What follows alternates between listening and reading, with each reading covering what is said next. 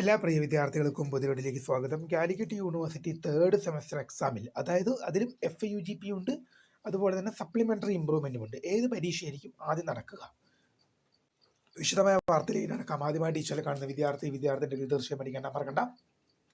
Subscribe ചെയ്ത് കൂടെ പറയാൻ പ്രത്യേകം ശ്രദ്ധിക്കുക. സബ്സ്ക്രൈബ് ചെയ്ത നോട്ടിഫിക്കേഷൻ ബെല്ലിക്കൽ ഓൾ ഓപ്ഷൻ എനേബിൾ ചെയ്യുക. ചാനൽ വീഡിയോസ് നിങ്ങൾക്ക് ഉപകാരപ്രദമാകുന്നുണ്ടെങ്കിൽ തീർച്ചയായും ഒന്ന് ലൈക്കും കൂടി ചെയ്യുക. അതുപോലെ നിങ്ങളുടെ സുഹൃത്തുക്കളിലേക്ക് ഷെയർ ചെയ്ത് കൊടുക്കാനും കൂടി പ്രത്യേകം ശ്രദ്ധിക്കാം. അതുപോലെ നമ്മുടെ ചാനലിൻ്റെ വാട്സ്ആപ്പ് ചാനൽ ജോയിൻ ചെയ്യാൻ ലിങ്ക് നിങ്ങൾക്ക് വീഡിയോ തന്നെ ഡിസ്ക്രിപ്ഷൻ ബോക്സ് നൽകുന്നതായിരിക്കും.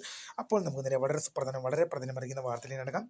Calicut university third semester exam, അതിൽ ഏതാണ് ആദ്യം നടക്കുക? അതായത് FUGP തേർഡ് സെമസ്റ്റർ എക്സാമും അതുപോലെ തന്നെ സപ്ലിമെൻ്ററി ഇമ്പ്രൂവ്മെൻറ്റ് തേർഡ് സെമസ്റ്റർ എക്സാമും, ഇതിലേതായിരിക്കും ആദ്യം നടക്കാമെന്ന് പല വിദ്യാർത്ഥികളും നമ്മൾ ചോദിക്കുന്നുണ്ട്. മോസ്റ്റ് പ്രോബബിൾ എന്നാൽ എക്സാം ഡേറ്റോ അതിൻ്റെ രജിസ്ട്രേഷൻ ഡേറ്റോ മറ്റു കാര്യങ്ങളോ ഒന്നും വന്നിട്ടില്ല എന്നുള്ളത് പ്രധാനമായും ശ്രദ്ധിക്കുക. എക്സാം ഡേറ്റ് വന്നിട്ടില്ല, അതുകൊണ്ട് തന്നെ ഏത് എക്സാം ആയിരിക്കും ആദ്യം വിളിക്കുക എന്നുള്ളതിൽ വ്യക്തമല്ല.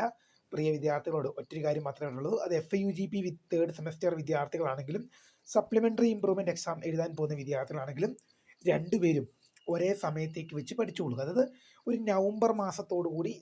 നവംബർ മാസത്തേക്ക് തയ്യാറെടുക്കുന്ന രീതിയിൽ നിങ്ങൾ പഠിച്ചുകൊള്ളുക. കാരണം എക്സാം എന്തായാലും ആണെങ്കിലും നവംബർ നടക്കും.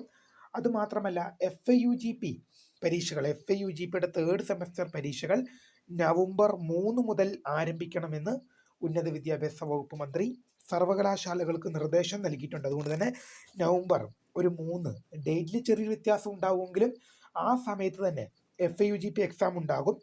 കാരണം അത് മിനിസ്റ്റർ എല്ലാ യൂണിവേഴ്സിറ്റിക്കും കൊടുത്ത ഓർഡറാണ്.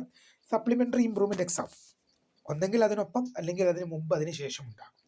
എന്താണെങ്കിലും ഇപ്പോൾ FUGP വന്നേ പിന്നെ 2 എക്സാമും വേറെ നടക്കുക. എന്താണെങ്കിലും ഒരു കാര്യം ഞാൻ ഉറപ്പിച്ച് പറയുന്നു, നവംബറിൽ തന്നെ എക്സാം ഉണ്ടാകുമെന്നുള്ളത് പ്രധാനമായും ശ്രദ്ധിക്കാം.